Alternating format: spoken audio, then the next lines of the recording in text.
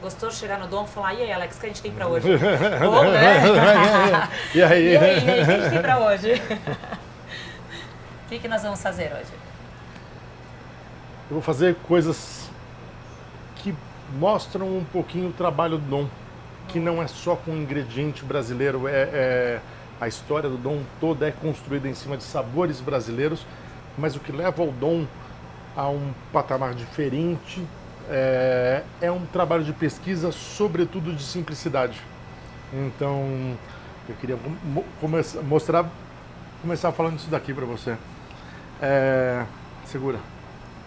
Olha isso. Isso é a mandioca, ou melhor, farinha de mandioca com água. 2 ingredientes, ok? Eu misturo, faço uma proporção normalmente de 2 partes de farinha de mandioca para 1 de água, pouquinho de sal. E nós vamos trabalhando. A mandioca tem um amido longo, por isso não se faz purê de mandioca.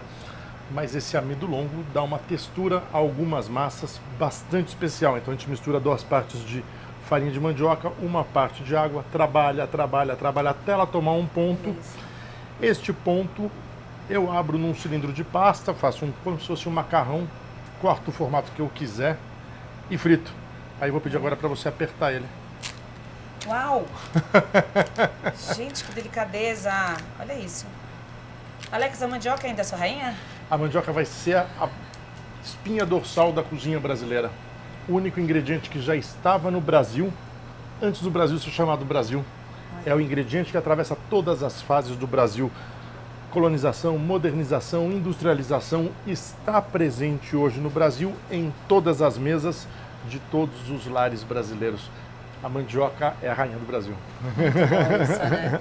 Alex, você foi o primeiro a trazer ingredientes brasileiros para a alta gastronomia. E não é só isso, né? Você fez uma imersão, expedições. Sim. Foi o primeiro aí a abrir a grande avenida para o mundo da nossa culinária aqui, raiz. Como foi esse caminho? Esse caminho não existe se não existissem outras pessoas. Eu não comecei um caminho, eu continuei um caminho.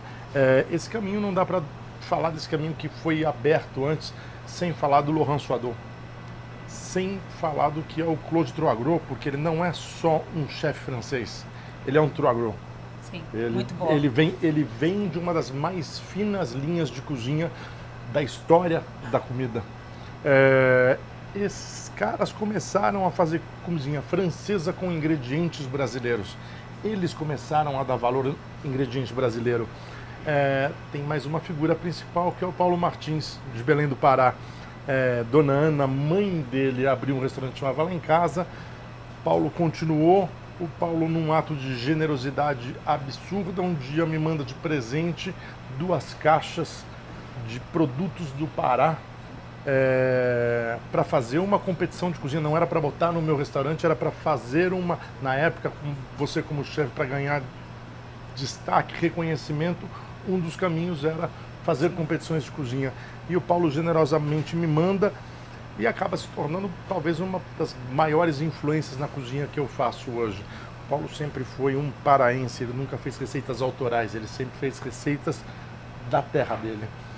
E eu, pegando este caminho que era cozinhas, apoiado em cozinhas tradicionais ou cozinhas francesas, italianas, que se apropriavam de ingredientes brasileiros de uma maneira positiva, fui conhecer cada vez mais não só o ingrediente, mas da onde eles vinham, qual era a história que eles tinham para contar. E isso não foi uma coisa que eu inventei, isso é uma coisa que acontece na Europa. Os chefes franceses fazem isso, eles vão às famílias, vão aos pequenos produtores, aos artesãos da comida, usam esse ingrediente e rendem homenagem ao autor. Eu acho que foi essa a maior experiência do Dom. Não foi querer para mim ou para o restaurante, mas foi demonstrar a força de um conjunto que chama Brasil, dono de talvez a maior biodiversidade do mundo. E uma vida minha, ou de 10 chefes debruçados sobre sabores brasileiros, não será suficiente para explorar o potencial dessa cozinha brasileira. A cozinha brasileira precisa de uma nova geração, a cozinha brasileira precisa de apoio, precisa de desenvolvimento e precisa ser de todos. Ela não pode Boa. ser de um cozinheiro ou de alguns cozinheiros. Não adianta não tem uma ilha de excelência num mar muito ruim, né? Você vai em alguns lugares do Brasil, e eu posso nominar o Pará, ou Minas Gerais, ou a Bahia, e o local é orgulhoso da sua receita. O Brasil precisa se apropriar dessa riqueza deliciosa que é a cozinha brasileira. Interessante que você falou 2 estados que, para mim, o Pará, quando você vai lá, é uma explosão de cultura na mesa. Sim. E a Bahia também. Também. E os pratos da Bahia hoje já são reconhecidos internacionalmente. E você falou de novos talentos. Como que você vê o futuro aqui no Brasil de gastronomia? Eu sou super otimista, Dani. Quando eu comecei, eu era um patinho feio. Eu era um garoto maluquinho falando de uma cozinha que não tinha simpatia do Brasil ainda para grandes restaurantes. Hoje, nós vamos a Rio Grande do Sul, nós vamos a Mato Grosso, nós vamos ao Espírito Santo, que são estados que nós não falamos aqui, e tem boa gastronomia, e tem jovem chefe trabalhando a sua herança, a sua cultura, a sua riqueza no estrito senso da palavra. Eu sou um otimista, eu vejo o Brasil com talvez um grande potencial de fazer uma revolução na cozinha brasileira e na cozinha mundial. É importante lembrar que a palavra tapioca vem do tupi, mas em japonês se fala tapioca, em chinês se fala tapioca, em francês se fala também, em inglês fala-se tapioca. É um ingrediente que foi para o mundo e que o Brasil ainda não reivindicou a maternidade, e a maternidade é incontestável. Muito bom isso, porque agora uma coisa interessante, você falou da tapioca. E eu sempre quebro a cabeça se tem algum ingrediente fora do Brasil, que não fala pão de queijo, a feijoada. E o Brasil é muito amplo, muito disperso no bom sentido de... Cada estado é um sabor, é uma explosão, uma cultura. Como que a gente define nossa cultura para fora? Vou falar de 2 maneiras. A primeira, tem momentos muito difíceis para um cozinheiro. Um momento muito difícil é quando você não tem nada para cozinhar e tem que cozinhar. O outro é quando você tem muito para cozinhar e não cabe tudo na panela. Esse é o Brasil. A gente tem uma diversidade gigante. Eu vou repetir, a vida de vários cozinheiros dedicados à cozinha brasileira não será suficiente. Uma outra maneira da gente entender o Brasil não é pelo ingrediente, sim por uma receita. Então vou usar outros exemplos. Cozinha italiana. Nos anos 80, carpaccio era recluso a guetos italianos, praticamente a um restaurante que foi criando aquela receita, ela foi ganhando o mundo. Nos anos 90, carpaccio estava em lanchonetes, estava em hotéis, estava pelo mundo, e a cozinha italiana se fortaleceu através dela. Nos anos 2000, ceviche estava recluso a guetos sul-americanos. Hoje, o ceviche está pelo mundo. E reconhecido como uma comida peruana, né? Que é o que a gente quer no Brasil, né? A gente quer essa... Eu acredito que o Brasil tem uma receita que é universal, que possa conquistar o mundo, que são as nossas farofas. Boa. Presta atenção, são as nossas farofas. Um ceviche não tem uma receita, tem múltiplas receitas de preparar um ceviche. Tem múltiplas maneiras de preparar uma farofa. Por que é que a farofa não ganhou o mundo? Porque o Brasil não é orgulhoso dela. Olha que interessante. Tem um caminho lindo para contar, sim. A gente tem uma ama receita. Farofa. Não, e que é engraçado porque... A gente come todo dia farofa em casa. De lá no final dos anos 80, começo dos anos 90, quando eu morava na Europa e eu fazia comida brasileira para as cozinhas que eu trabalhava, eu fazia farofa e as pessoas achavam aquilo arenoso, esquisito, parecia areia na boca. E aí passam-se 20, 30 anos e aí chefes espanhóis começam a fazer terras, areias e até farofas. Né? Fica claro que a falta de orgulho é o ingrediente que faltou para a farofa ganhar o patamar na minha megalomania, no meu excesso de otimismo mundial. E o Brasil está caminhando com ingredientes, né? A gente vê os queijos cada vez mais premiados, Os vinhos, azeites, vinhos, os azeites estão chocolates. incríveis. O Brasil é um... Isso aqui é uma terra abençoada, Dani. Boa. A gente é generoso nas frutas, a gente é generoso nas punks, mais de 10 mil plantas comestíveis. Os números e as delícias do Brasil são incontáveis. Falta este ingrediente que é o orgulho, nós nos apropriarmos e entendemos que a beleza da cozinha paraense, a cozinha da mineira, da baiana, ou da gaúcha, ou da mato-grossense, faz parte de um conjunto chamado Brasil. Muito bacana isso. Vamos abraçar na farofa e ir, né? Inclusive Não, a gente, que a gente, a gente pensar talvez a gente pensar um pouco maior. É lógico que o tucupi e o açaí têm diferenças do Pará e da Amazônia. Pará, eles comem salgado com peixe frito. Mas vamos celebrar esses ingredientes antes de brigar por quem é o dono. Boa. O açaí vai ser muito maior o dia que ele não for um superfruit e ele for uma representação da Amazônia legítima. Hoje ele é consumido no mundo Sim. como uma fonte de energia e não como um produto que respeita a sua sociobiodiversidade. E quando você fala dessa sociobiodiversidade, o tema comunidade Fundamental. vem junto. Fundamental. E não é hoje inexistente. A gente tem exemplos, vamos citar, falamos há pouco do Saulo. Tem gente trabalhando comida brasileira, incluindo o seu entorno.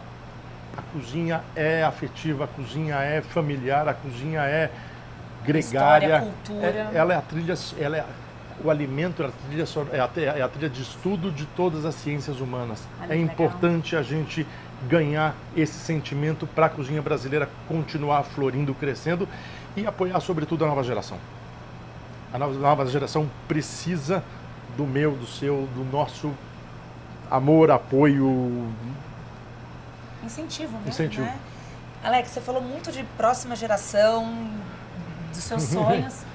O Alex de amanhã, o que vai ser? O Como mesmo você se de vê no hoje, o futuro? mesmo que foi ontem. Eu sou cozinheiro, eu vou ser cozinheiro para todo sempre. Eu estou num outro momento da minha vida. Continuo nos restaurantes no dia a dia.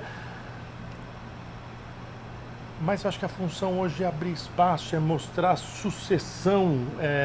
Há muitos anos atrás eu brincava e falava que o maior inimigo da cozinha brasileira podia chamar Alex Atala. Por quê? Porque eu podia não abrir espaço. Era cômodo para mim querer todas as luzes para mim.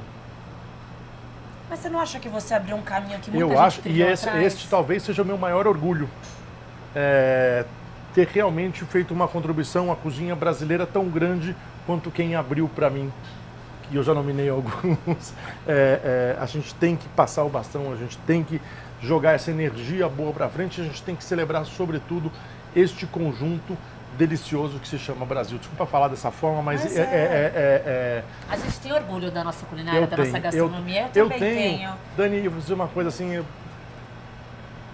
desde o final dos anos 80, andando pelo mundo, cozinhando com os maiores nomes da cozinha do mundo, sendo convidado a cozinhar e falar com essas grandes figuras. E eu só fui isso porque eu sou brasileiro. Porque eu venho de um país que seduz, que permeia o imaginário das pessoas. Uma das palavras mais conhecidas do mundo é a Amazônia. O mundo inteiro conhece a Amazônia. Ninguém saboreia a Amazônia. Nós precisamos levar essa mensagem, a gente tem que dar essa delícia para as pessoas. As nossas biodiversidades ou a nossa sociobiodiversidade falada talvez não tenha valor. Provada ganha valor. Que é uma explosão, né? Culinária explosão. amazônica. É uma explosão e cada lugar que você vai é completamente diferente dentro de uma mesa amazônica. E as épocas do ano vão te entregar sabores diferentes. A gente também tem que aprender. Isso é muito interessante, porque o Brasil é muito grande, sazonalidade é uma coisa que não é um tema pra gente, porque tem tudo. A gente tem tudo quase o ano inteiro. Isso. Mas a gente ainda tem a beleza de, em São Paulo, não ter caqui nem alcachofra o ano inteiro. Verdade. Então, entender que o melhor momento de comer um caqui, o melhor momento de comer uma alcachofra ou um bacuri, não é abrir o saquinho congelado, é durante a estação do bacuri nos refestelarmos com a natureza nos oferecendo um sabor incrível. Maravilha. Vamos começar a cozinhar aí? Vamos. Com fome, sempre. Eu vou começar preparando uma holandese. Eu, desde o comecinho do Dom, falo que o Dom tem uma base clássica e resultados modernos. E eu não podia ter a melhor chance de estar do seu lado, de estar no seu programa e mostrar um pouco esse lado pesquisa que não é só do Brasil, mas é sobretudo de cozinha clássica internacional. Holandese é um molho feito de uma base ácida, normalmente vinho branco, vinagre, cebola e pimenta negra, e depois emulsionado com gema de ovo. O Brasil tem uma base ácida clássica que é o tucupi. Então eu faço uma redução de tucupi, não uso vinho e monto uma holandese. Eu já tenho uma holandese praticamente montada aqui, só que eu fiz ela sem ovo. Então eu tenho um tucupi Nossa, olha a textura. com manteiga, vou emulsionar ele. E aí você vai falar, mas Alex, você falou que uma base clássica tem ovo. Espera um pouquinho que eu vou te mostrar.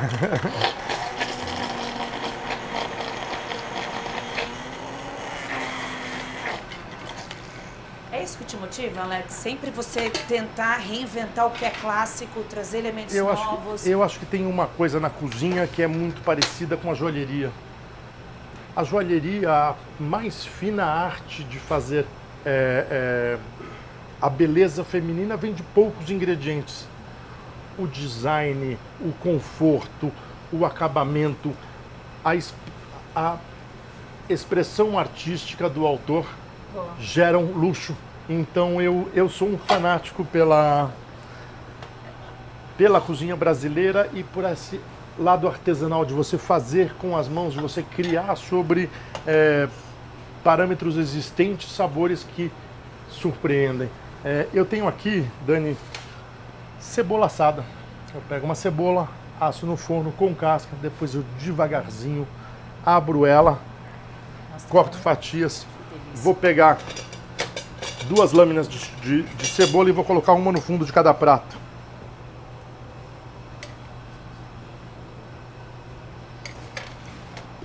Eu tento combater o máximo desperdício na cozinha. Tem uma maneira que muitos restaurantes fazem, que é usar, por exemplo, o resto de um alimento incrível para comida de funcionário ou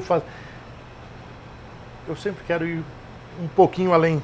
Então eu uso o talo do brócolis, que eu uso para outras preparações, descasco ele e faço quase um crocante de brócolis e coloco aqui do lado.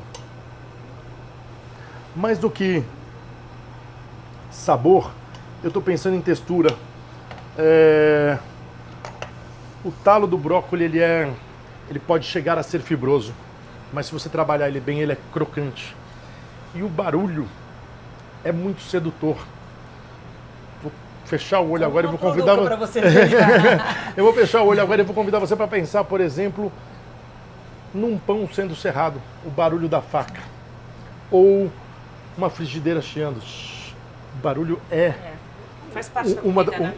uma das coisas que a gente usa muito. Aqui eu tenho uma gema de ovo. E esse é um ovo que eu cozinho ele.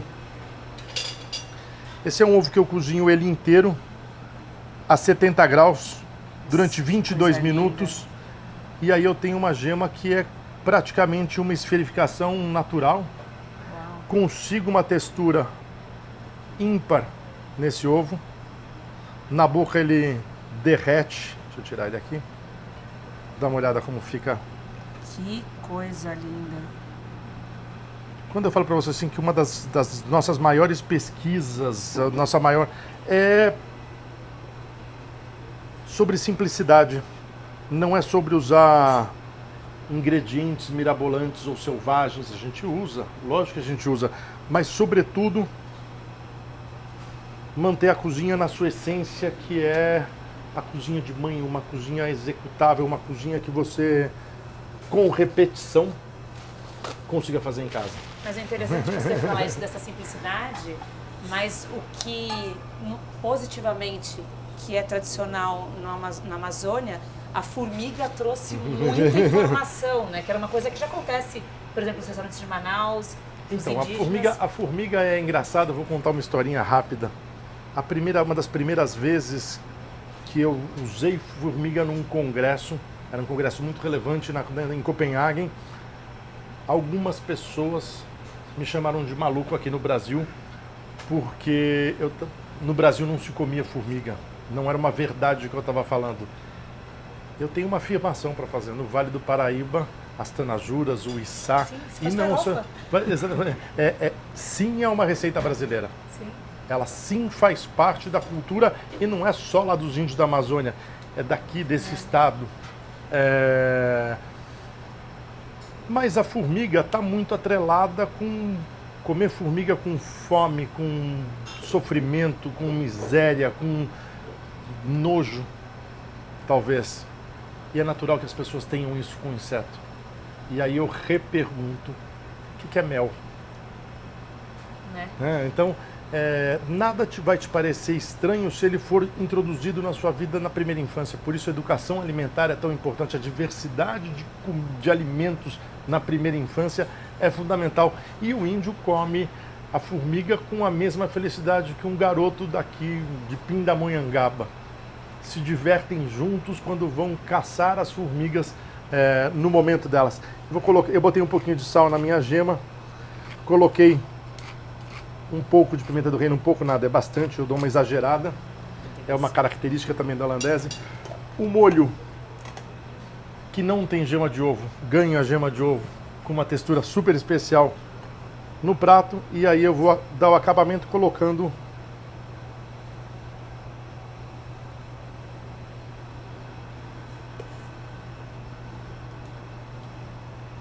molho no prato. E eu vou terminar esse prato com duas coisas. Uma daquelas de infância, que é a história do chuchu. Chuchu é uma trepadeira e a primeira pontinha, cambuquira, do chuchu, classicamente cambuquira se come no Brasil, mas de abobrinha. E eu pego uma cambuquira de chuchu, dou uma leve branqueada. E eu adoro esses formatos que ela tem, lindo, né?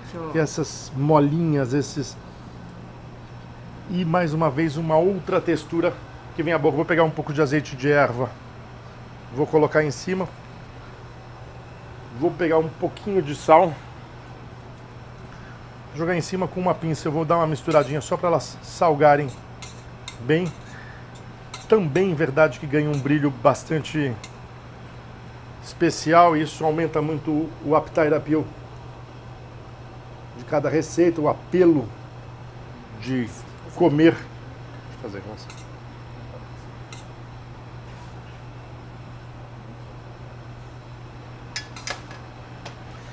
E vou servir com aquela mandioca suflada. Maravilha.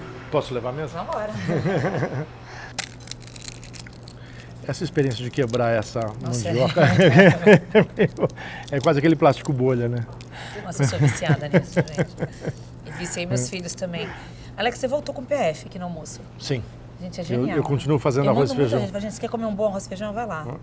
Eu tenho um carinho especial por essa... Você acha que é um prato que representa muito a gente pra gente mesmo? Eu acho que a gente se reconhece através de arroz e feijão, né? A diferença do bom, do muito bom e do especial, seja ela num vinho, seja ela no cinema, seja ela na literatura, vem de um repertório gigante. E o brasileiro é um expert em arroz e feijão. Então eu acho que como restaurante brasileiro eu tinha por obrigação fazer um arroz e feijão. Muito, muito bom. E o Dalvidito acaba sendo a sua expressão também de você ter mais liberdade de colocar a nossa cozinha popular brasileira? Eu acho que sim, e eu acho que o Dalvidito tem uma coisa que complementa o Dom, que é a cozinha do dia a dia. É aquela cozinha que a gente tem na casa da gente, que um dia é um pouco mais italiano, outro dia é um pouquinho mais árabe, outra hora um pouquinho mais... vai ganhando acentos e interpretações livres, né? Um dos clássicos do Dalvidito é um bife milanesa com salada de batata, super gaúcho, super italiano, super brasileiro, super paulistano ou carioca. Tem esta graça de uma cozinha brasileira que se come em casa. Eu acho que o Dalvidito celebra muito essa comida do popular, do dia a dia. Que é maravilhosa, né? Quando a gente está com saudade do Brasil, o que a gente quer? Eu como arroz com ovo. Eu chego aqui, depois de uma viagem, meu primeiro prato é arroz com ovo. Eu amo também, eu sou suspeito para falar. E tem uma graça aqui, um negócio mais, que eu gosto do ovo um pouquinho queimado, assim, ele fundinho um pouquinho, ele bem crocante, eu normalmente faço. O ovo frito, né? Minha avó fazia assim, com aquela crosta em volta. O que você come em casa, Alex? A gente come de tudo. Em casa é proibido proibir. Então, tenho filhos, os mais novos têm 21 anos, são gêmeos, passaram por todas as fases. E a única coisa que a gente tenta valorizar ao máximo em casa é que comida boa não é comida de caixinha. Boa. Eu quero muito que as crianças, eu falo crianças, mas não são mais crianças, reconheçam os ingredientes, não no prato, mas na vida. Que eles saibam andar na feira e reconhecer a diferença da pescada, da tainha, da sardinha, da garopa. Que eles passem na feira e conheçam a diferença da nectarina, da nespera, do abacaxi, da manga, da maçã. Eu tenho esta coisa de querer que os ingredientes em casa sejam ainda muito naturais, estejam nos seus formatos naturais, não mais processados. Então... É isso que você come em casa. Agora em casa é cozinha de todo dia, né? Comida, a gente é simples, quer continuar simples, parafraseando o Guga. Eu cozinho em casa bastante. Antigamente eu cozinhava só aos domingos. Depois da pandemia eu tenho ficado cada vez mais caseiro e me divirto em cozinhar e fui entendendo cada vez mais que eu amo cozinhar. Cozinhar é um ato de amor. E o trabalhar eu tenho um outro peso. Quando a gente está aqui dentro e não pode errar e tem timing entre os pratos e tem a surpresa. Existe uma tensão da cozinha de um restaurante que na cozinha de uma casa eu não sinto. Então me solto mais, é uma cozinha muito menos automática, muito mais fluida, muito mais... Liberdade, sim. E aí você falou desse peso, né? De ter um restaurante desse porte. Como que você lida com esse peso do prato, da execução? Como você lida com você mesmo? Esse peso nasceu aqui dentro. Olha. Ele é daqui de dentro. Ele não sai daqui. Maravilhoso, me ensina. Vamos desligar a câmera e me ensinar como fazer isso, porque olha, muito bom. Mas precisa de também... Eu acho que quando a gente entra, cada um de nós, por mais... É uma equipe jovem, o Dom é todo feito de pessoas, antes de colaboradores. Tem uma garotada que trabalha comigo, e até porque eu também sou assim, ando de camiseta, sou cheio de tatuagem. A gente tem um descompromisso, mas a partir daquela porta, a gente quase que recebe a alma do Dom para trabalhar. E aí acontece isso, quem falava alto começa a falar baixo, o que corria começa a andar devagar, e as coisas vão tomando, e quando a gente sai, a gente deixa ali na porta pendurado para o dia seguinte, né? Já sai gritando. Maravilhoso. Já sai feliz. Gente, a crocância. Eu uso bastante o talo do brócolis, mas ficou muito bom. Ele é quase cru. Ele é quase cru. A gente chama de tutano porque ele não é o talo inteiro, a gente usa só a parte central do brócolis. Eu vou descascar em casa. Eu faço com tudo. Eu sei. Não, todo mundo faz, mas é diferente quando a gente trabalha em restaurante onde eu preciso... Mas a textura ficou muito boa. Porque a mordida é... E leve. Também. Adorei, maravilhoso. Alex, foi uma aula, né? A gente viajou o Brasil inteiro. E eu acho que é isso, né? Gastronomia pra gente viajar, passear. E mostrar para as pessoas o quanto diverso, o quanto bonito, o quanto esta cozinha, ela